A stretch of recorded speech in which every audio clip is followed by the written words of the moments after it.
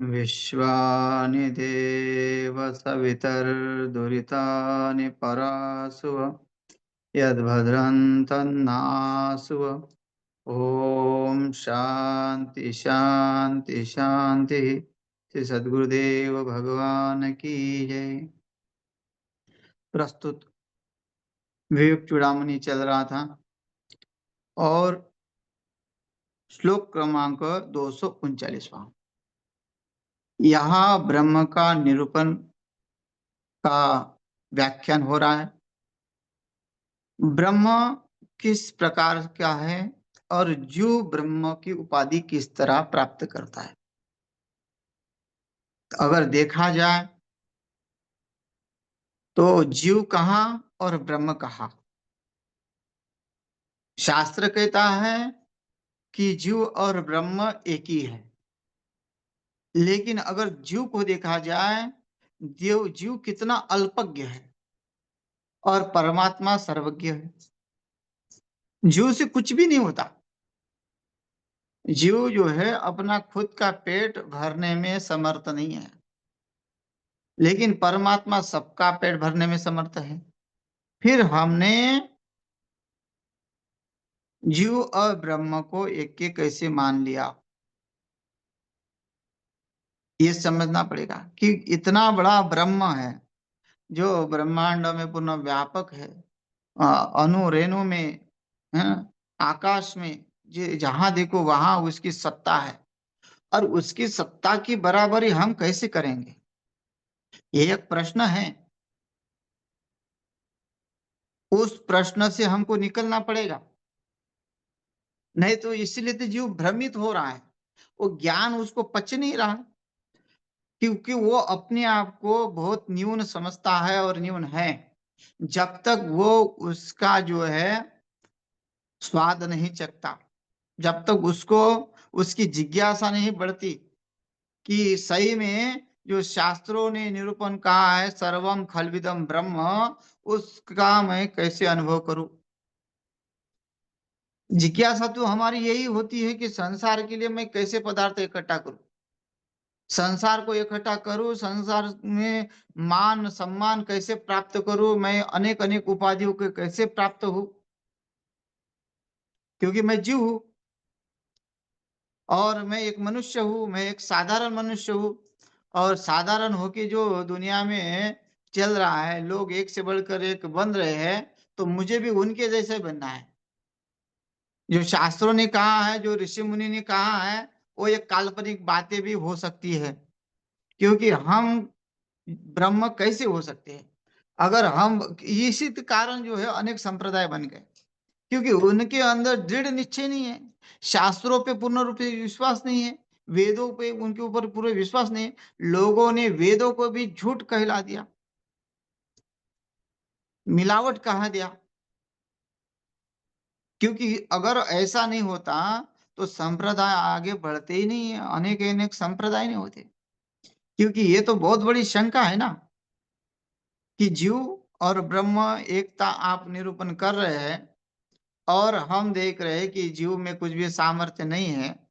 हाँ, जहाँ का कैसे ना कहते, कहाँ वो जुगनू और कहाँ सूर्य, कहाँ जुगनू का प्रकाश और कहाँ सूर्य का प्रकाश।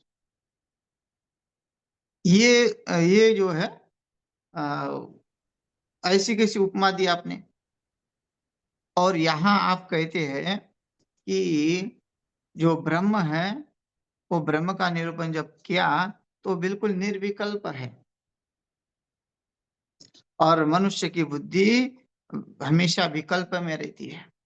वो स्पष्ट बोलता ही नहीं है, कुछ स्पष्ट करता ही नहीं है, उसके मन में कुछ और बाहर कुछ होता है। तो ऐसे कैसे परमात्मा हो सकता है, ये तो सोचने का विषय है। लेकिन यहाँ कहते हैं कि उसका जो व्याख्यान करते हैं ब्रह्म का, वो भी किसी से नहीं हो सकता, क्योंकि जिसके बारे में कह रहे हैं वो कहने का सामर्थ्य किसी में है नहीं। क्योंकि जो कह रहा है वो भी जो है अल्प है, जो कह रहा है जो भी वो भी अल्प है। और जो जिसके माध्यम से कह रहा है वो क्या है, वो भी स्थायी नहीं है, वो भी जड़ है। और जो जो जिसमें से कह रहा है, मतलब जो ज्ञान आया हुआ है कहाँ से, पुस्तकों से जो ज्ञान मिला है, वो भी जो चर्चा करते हैं, जो पुस्तकें कहते हैं, तो वो पुस्तक का ज्ञान भी जब वेदों ने ही कहा, श्रुतु ने कहा, नेति नेति, तो वो जो शब्द है, जो ज्ञान है ना, वो शब्द ज्ञान, वो ज्ञान भी उसका जो है पार नहीं कर सकता, उसको उसकी स्तुति नहीं कर सकता। तो वो जीव उससे जुड़ा हुआ है, तो वो जीव कैसे उसकी स्तुति करेगा? जीव को उससे हटना पड़ेगा, जीव को पूर्ण रूप से शून्य होना पड़ेगा। शून्य का इसका मतलब ये नहीं कि कुछ भी नहीं है, नास्तिक बन जाओ, वो भी नहीं है। इसलिए शास्त्रों को समझना बहुत आवश्यक है कि क्या कहना चाहते हैं। तो क्या कहते हैं यहाँ आचार्य जी? ज्ञात्री ज्ञेय ज्ञान शून्यम अनंतम निर्विकल्पम ब्रह्म का निरूपण कर रहे हैं कि वो ब्रह्म कैसा है। आपने जो जो ब्रह्म व्यक्त के बारे में बताया, वो ब्रह्म बिल्कुल ऐसा है, केवलाखंड चिन्मात्र परम तत्व विदुर्भुता। कहते हैं ज्ञात्री के और ज्ञान शून्य। ज्ञाता मन, मतलब वो जानने वाला है। जो शरीर की जो आकृति हमारी जो बनी है वो ज्ञाता है ना, वो जानने वाला है। और जिसके अंदर जो है वो ज्ञेय, जानने वाला, जो धारण करने वाला, और जो धारण करने वाला, और जो धारण किया जाता है वो ज्ञान है। समझ गया? कि जो धारण किया गया, क्या धारण कर रहे, जैसे हम बोल रहे तो वो शब्द धारण हो रहे, या शब्द पुस्तक की जो पढ़ रहे वो धारण कर रहे, तो ज्ञान हो रहा है ना हमको। तो ज्ञान हो रहा है वो भी जो है, और जिससे हो रहा है, मतलब बुद्धि के माध्यम से, इंद्रियों के माध्यम से, वो भी जो जानने वाला है, समझने वाला है, वो भी नहीं। और जो ज्ञाता, जिसमें हम ये सब समाहित मानते, जो इसका वैसे परिपक्व होता है, जो है ना, ये बहुत ज्ञानी है। तो ज्ञानी किसको बोलते हैं? उसके ज्ञान को, उसकी बुद्धि को थोड़ी बोलते हैं हम, उसकी आकृति को बोलते हैं। जो कपड़ा पहना हुआ है भगवा, हाँ, बढ़िया से माला डाला हुआ है, और बहुत अच्छा सत्संग प्रवचन आदि सब सुनाते हैं, तो उसको हम क्या कहते हैं कि ज्ञाता, मतलब वो जानने वाला है। तो ऐसे से भी वो त्रिपुट से भी रहित है, मतलब परमात्मा वो नहीं है। क्योंकि वो भी क्यों, अगर अगर उसको मानते हम, ज्ञाता को, ज्ञेय और को, ज्ञान को अगर वो ब्रह्म मानते हैं, तो वो जिसमें है वो भी सीमित है, उसकी आयु भी सीमित है। क्योंकि आ, यहाँ जो है जीव मर्त्य है, जीव क्या है? मर्त्य उपाधि वाला है। और ब्रह्म अमरत्व उपाधि वाला है। ब्रह्म को कभी भी किसी का प्रकार की हानि नहीं है, किसी प्रकार का उसमें विकार नहीं है। जीव में विकार हो रहा है, बच्चा था, बालक था, बालक से यौवन हो गया, जवान हो गया, जवान से वृद्ध अवस्था, जरा अवस्था आ गई, तो उसका क्या, उसके अंदर परिवर्तन होता रहा, उसके ज्ञान में भी परिवर्तन होता रहा। जैसे वो उतना उसका ज्ञान था, वो ज्ञान हो बढ़ गया। अच्छा, उसका शरीर जब तक रहा उसका ज्ञान वहां तक उसने प्राप्त किया। तो ये ऐसा कह सकते हैं कि उसने पूरे संसार का ज्ञान प्राप्त किया? नहीं, क्योंकि संसार का ज्ञान प्राप्त तो पूरा हो ही नहीं सकता उससे। तो ये वो परिपूर्ण हो गया क्या? फिर वो ब्रह्म कैसे हो गया? तो ब्रह्म तो उससे अतिरिक्त अलग है। इसलिए उसका केवल अनुभव कर सकते हैं आप, ना उसको बता सकते हैं, ना उसको सुन सकते हैं, केवल उसको महसूस कर सकते हैं। और महसूस करने वाला भी किस क्या महसूस करेगा? महसूस करने वाला जैसे मैं हूँ, मैंने अगर चीनी चखी तो चीनी में महसूस कर रहा हूँ कि मीठा है। लेकिन उसका जो स्वयं को स्वयं महसूस कैसे करेगा?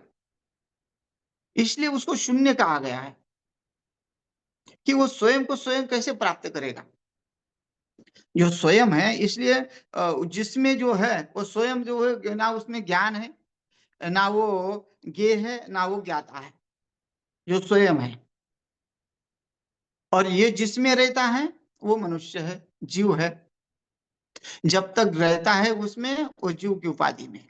ये जब उससे हट जाएगा, वो वो बोलेगा कि मैं ना जानता हूँ, ना मैं कुछ करता हूँ, ना मैं किसी को बोध कर रहा हूँ, ना मैं बोध ले रहा हूँ, क्योंकि मैं तो शिवोहम शिवोहम शिवोहम हूँ, मैं निर्विकल्प हूँ। तो ऐसा जब बोध हो जाएगा तो उसकी वाणी से वो बोल नहीं पाएगा कि मैं नहीं आएगा, उसमें मैं आ गया तो फिर अलग हो गया वो। इसलिए वो मैं से रहित, इसलिए क्या कहते हैं, ज्ञात्री ज्ञेय ज्ञानम शून्यम अनंतम। वो कैसा है? इससे भिन्न है, वो अनंत है और निर्विकल्प है। उसमें उसके अंदर कोई भी विकल्प नहीं है कि इससे वही विकल्प का अर्थ होता है कि दो रूप बनते हैं, जैसे ना, एक तो रामात और रामात है ना, रामाद मतलब आधा द, और रामात आधा त, ये पंचमी एक वचन। तो रा है ना, तो ये जो रूप जो बनते हैं, ये दो कैसे बने? वो विकल्प से बने। मतलब आप दोनों को भी बोल सकते हो तो दो हो गए, अलग अलग हो गए। तो यहाँ जो है कई भी कार्य का एक विकल्प देते हैं, हाँ, कि तुम ये चुनो, नहीं तो ये चुनो, दो हो गए। इसलिए परमात्मा तो एक है, इसलिए वहां निर्विकल्प है, इसलिए वो निर्विकल्प है। और ज्ञाता ज्ञेय और ज्ञान से अभिन्न है, रहित है। वो केवल अखंड, जिसके बुद्धि में कोई भेद नहीं किसी के वे प्रति, एक है, एक, जिसका एक तत्व, एक आकार हो गया। ना उसके लिए हाथी, ना उसके लिए चींटी, ना उसके लिए मनुष्य, ना उसके लिए स्त्री, ना उसके लिए कुत्ता, ना उसके लिए बिल्ली, कोई उसके लिए ये ऐसी आकृति है ही नहीं। इसीलिए तो वो देख देख के कृपा नहीं करता। ऐसा है कि अभी ये मनुष्य है तो इसके ऊपर जल्दी कृपा करो। अच्छा ये है कि जो ब्राह्मण है उसके लिए जल्दी कृपा करो, क्षत्रिय है तो उसके लिए कम कृपा करो। और तो ब्राह्मण है तो कितने भी पाप करो तो उसको मोक्ष ही मिलेगा, ऐसा कहीं लिखा हुआ है। और जो जिस यहाँ तो कर्म प्रधान बनाया जीव को, वो तो उसमें कुछ हस्तक्षेप है नहीं। ना उसके वो उसके दृष्टि में कोई जाति है, ना कोई वर्ण है, ना कोई आश्रम है। ना, ऐसा नहीं है कि सन्यासी होने के बाद ही मुक्त होगा, और गृहस्थ को बिल्कुल मिलेगा ही नहीं, अनुभव में भी नहीं आएगा। जो उसके लिए प्रयास करेगा किसी भी अवस्था में हो, ऐसा नहीं है कि उसने यही कपड़े पहन के ऐसा ही होना चाहिए। ये तो एक परंपरा बनी हुई है, उस परंपरा में आते हैं, उस परंपरा आने से लोग थोड़े सतर्क रहते हैं। साधना के लिए अनुकूलता होती, बस इतना ही इस कपड़े का महत्व है कि ये कपड़ा पहनने से साधना में अनुकूलता आती है। अगर घर में साधना हो तो अलग बात है, लेकिन घर में क्या होता है कि मोह माया में जगड़ा हुआ रहता है व्यक्ति, और उसको वैराग्य नहीं होता।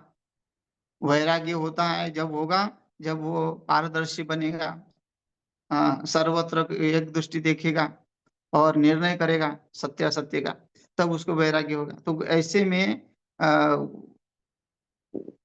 उसमें परमात्मा का कोई दोष नहीं है, क्योंकि केवल अखंड, वो अखंड है, वो टुकड़ों टुकड़ों में नहीं बांटता, और जाति में उच्च नीच में नहीं बांटा गया। लोगों ने जो है आज उसका व्यापार बना रखा है। अगर कोई असली बात भी बताए तो उसका विरोध हो जाता है तुरंत। धर्माधिकारी उसके ऊपर आरोप करने लगेंगे और उसको जो है नास्तिक भी कहा जाएगा। तो ये सत्य जो है, सत्य यही है कि जो जिस परमात्मा के रास्ते पे है, वो ही जो है भक्त है, चाहे वो कोई भी हो।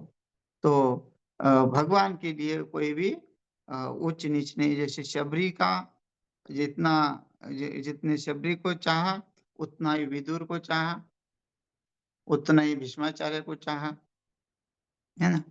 तो ये भगवान की जो है परमात्मा जो है, वो इस बात से सबसे भिन्न है, उसका व्यवहार सबसे भिन्न है, वो केवल अखंड है। और अ,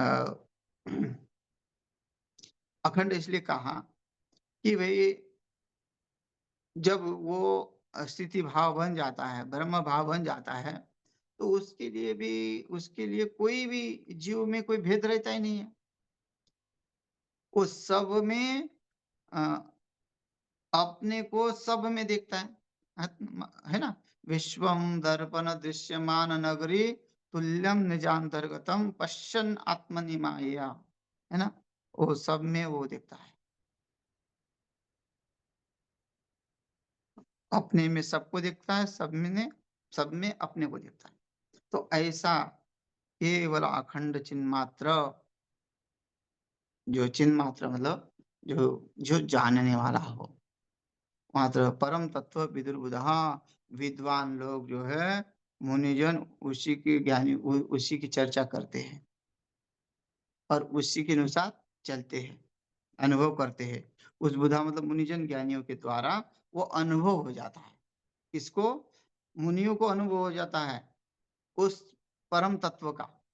जो ऐसा ब्रह्म है, उसका वे संशय करेंगे ना कि ऐसा जो ब्रह्म है, वो कौन उसको जो है प्राप्त करता है?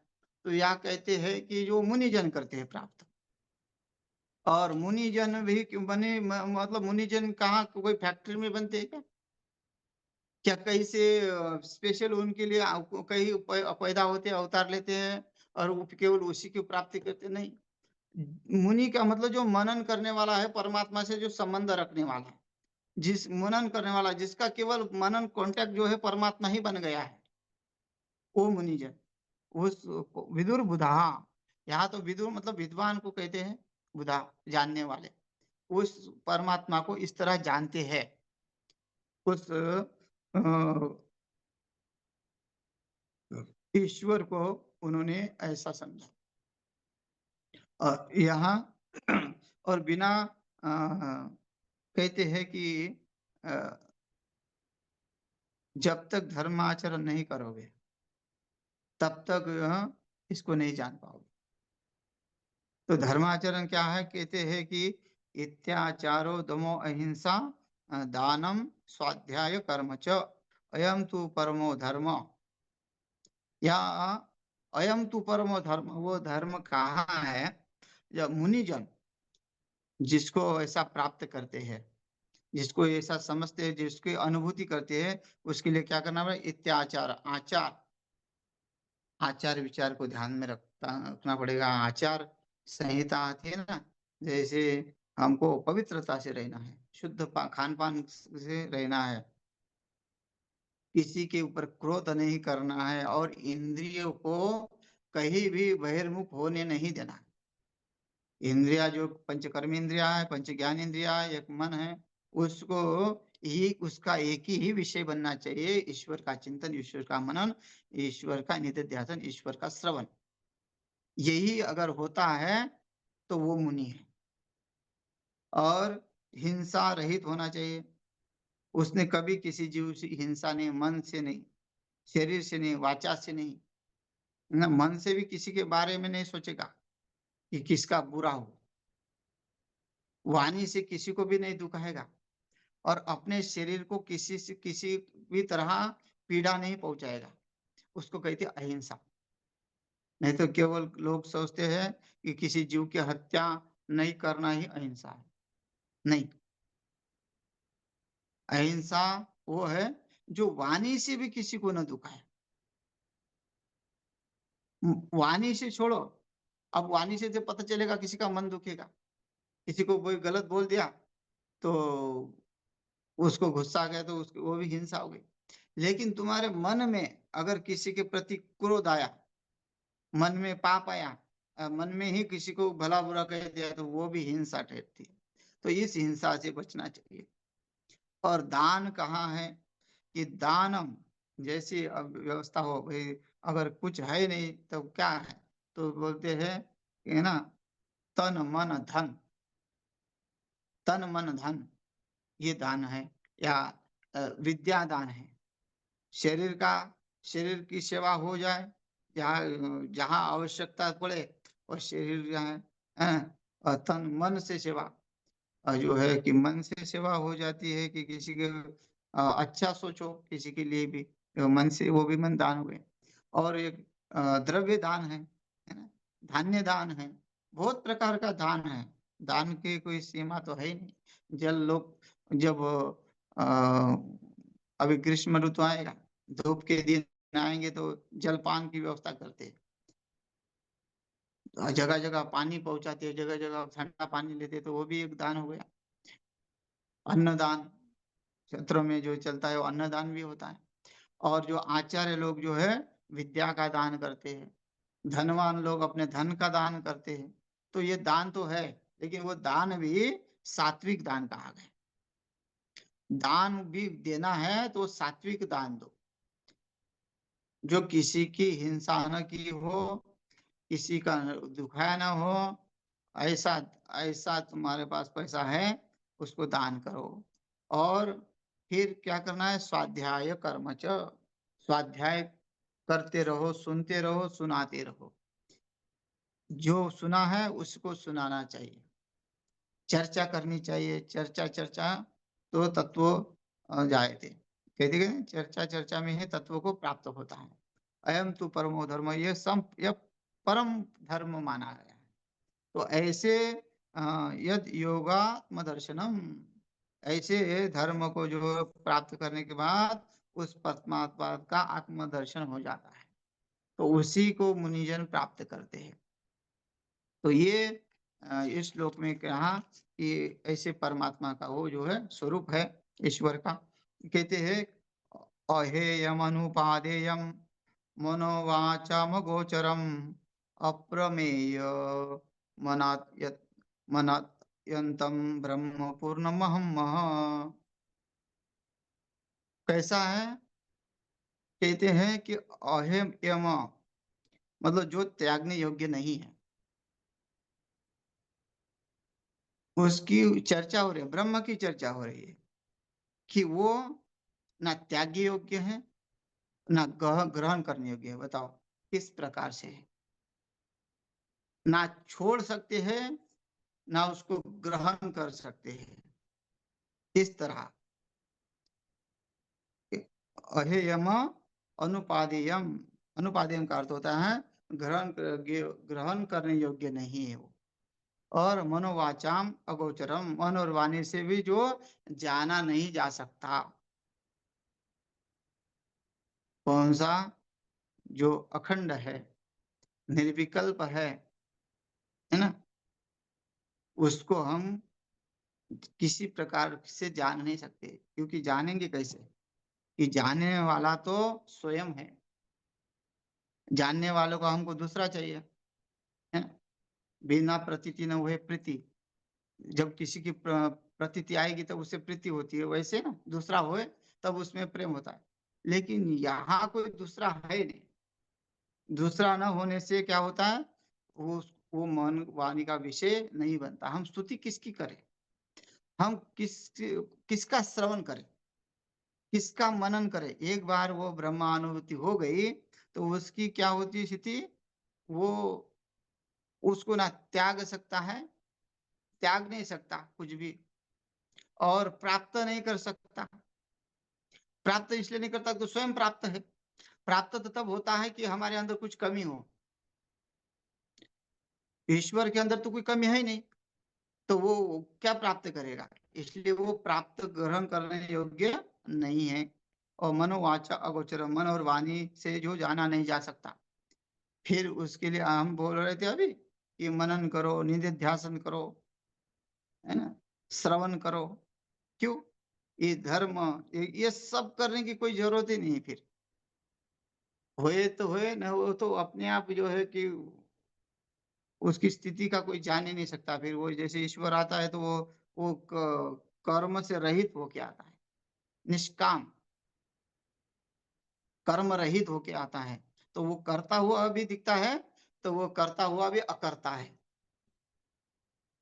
ऐसा ईश्वर का जो है प्रमाण है कि करता हुआ भी अकर्ता है ना? भगवान श्री कृष्ण करता हुआ भी अकर्ता रहे, राम जी करता हुए भी अकर्ता रहे। तो वैसे ही वो करता हुआ दिखने के बाद अकर्ता, लेकिन उसकी उसका जो मूल स्वरूप है, वो ये है कि वो मन, वाचा जो है उससे परे है। अगोचरम, मन वाणी से भी वो जाना नहीं जा सकता। और श्रुतियों ने कहा है कि तुम वो निधिध्यासन करो, तुम उसका मानेगा स्वाध्याय है, प्रमाणाभ्याम महाप्रबंध में कहा है ना कि वो जब तक हमें अनुभूति नहीं आती है, जब तक हम उसको पूर्ण साक्षात्कार नहीं करते, तब तक तो ये करना है। लेकिन एक बार ये हो गया तो फिर किसी बात का कुछ करने की जरूरत नहीं है, न किसी बात का डर है, ना भय, मतलब किसी बात का कुछ भय नहीं है, कोई चिंता नहीं है, पूर्ण चिंता मुक्त हो जाता है। तो उसी को मोक्ष कहते हैं ना। अत्यंत दुख की निवृत्ति और परमानंद की प्राप्ति, उसी को मोक्ष कहते हैं। कि दुख संसार का जो आना जाना पड़ा, जो लगा हुआ है, जो कर्म बने हुए जीव के, उस कर्म के कारण जो अन्य अन्य योनियों में जन्म ले रहा है, मर रहा है, जन्म ले रहा है, मर रहा है, मृत्यु में जा रहा है, तो उसका जो भय लगा रखा है, वो भय सताता रहता है। तो वो खत्म कब होगा? जब आपको उसका अपरोक्ष अनुभव होगा। अनुभव होने से फिर ये सब बातें खंडित हो जाती है और उसको जाना, और फिर अप्रमेय, वो किसी प्रमाण से जाना नहीं जाता। वही अभी तो हम सिद्ध कर रहे हैं कि ईशावास्यमिदं सर्वं यत्किंचित् जगत्यां जगत, है ना? श्रुति स्मृति पुराणानाम आलयम करुणालयम। मतलब इतने श्रुति स्मृति पुराण जो है, वो सब तो प्रमाण माने गए हमने भगवान को प्राप्त, भगवान है करके। फिर यहाँ कहते हैं अप्रमेय। वो ऐसा नहीं कि उसी प्रमाण से सिद्ध हो रहा है। कोई श्रुति ने कहा कि ईशावास्यमिदं सर्वे, तो उसने जितना कहा तो उतना ही है क्या फिर वो? उसके प्रमाण से सिद्ध हो गया क्या? नहीं। वो तो केवल हमको समझा रहे हैं कि उतना है, हमने उसके ऊपर विश्वास तो रखना ही है, ऐसा नहीं है कि नहीं है। क्योंकि वो तो बहुत कुछ ना कुछ तो कराएगा। देखो, कोई भी हमको रास्ते तक छोड़ सकता है, पूरा रास्ता हमारे साथ नहीं चल सकता। पूरा रास्ते का अनुभव तो हम नहीं करना है ना? श्रुतियों ने हमको रास्ते तक छोड़ दिया परमात्मा के। भाई यहाँ ऐसा है, ये रास्ता उसका है, तुम इस रास्ते से चलो। अगर हम बोलेंगे कि वो वहां तक चले, अच्छा चलते चलते वो कहाँ तक जाएगा कोई आदमी हमारे साथ? कोई चल ही नहीं सकता। अब नर्मदा परिक्रमा में हमने अनुभव किया कि कोई किसी के साथ चलता नहीं वहां। अगर हम साथ में लेके जाते हैं कोई, तो वो 10 किलोमीटर में बिछड़ जाता है, या फिर वो उसको कुछ हो जाता है, या किसी को और कुछ हो जाता है, और आगे पीछे हो जाता है, तो कोई साथ में नहीं चलता। तो लेकिन रास्ते पे तो एक ही है, रास्ते पे आ जाते हैं सब। तो ऐसे ही श्रुतियां जो है, स्मृति जो है, जो कुरान जो है, हमको उस परमात्मा के रास्ते पे लाके रख देते हैं। अब तुम ये रास्ता देखो और तुम देखो, उसका रास्ता ये है, तुमको कैसे जाना है, किस तरह जाना है, तुम सोचो। तो वो जैसे जैसे प्रमाण है ना? प्रमाण तो ये रास्ता तो बता दिया, लेकिन पूर्ण ने बता दिया कि यहाँ से तुम्हें कैसा होगा, कैसा जाना होगा, क्या बीच में आएगा, क्या नहीं आएगा, ये थोड़ी बताएगा कोई। वैसे ये श्रुतियां ने जो ये किया, तो इसलिए क्या कहते हैं, वो अप्रमेय है। वो प्रमाण से भी पूर्ण रूप से सिद्ध नहीं हो सकता, और भी उसको जाना नहीं जा सकता। अप्रमेय, जो भी उसको नहीं जाना जाता। अनाद्यंतम, जो आदि और अंत से रहित है। क्योंकि हमने केवल सुना है, ना वो कभी पैदा हुआ, ना कब वो उसका अंत हुआ, हमने तो देखा नहीं है। इसलिए वो ना हम उसको आदि मान सकते, ना अंत मान सकते। आदि अंत वो रहित है। वो कब आएगा, अंत उसका भी पता नहीं। और आदि कैसा, वो ब्रह्मा नहीं जान पाया। ब्रह्मा और विष्णु दोनों को भेज दिया आदि अंत देखने के लिए, दोनों भी फेल हो गए थे। जीव का क्या कहना? इसलिए आदि और अंत ब्रह्म परिपूर्ण है, इसलिए वो क्या है, ब्रह्म पूर्णमहम महा, वो पूर्णमदः पूर्णमिदं पूर्णात् पूर्णमुदच्यते, ऐसा है। अ, परिपूर्ण है, अहम अपना आप, हाँ, वो अपने आप ही महान है, तेजस्वी है, ओजस्वी है और पूर्ण रूप से है। तो ये उस ब्रह्म का निरूपण हुआ। शेष अगले सत्र में जो है तत्वमसि महावाक्य के ऊपर विचार करेंगे। और समाप्त हो गया है समय, तो यही समाप्त करते हैं। हरि ओम तत्सत।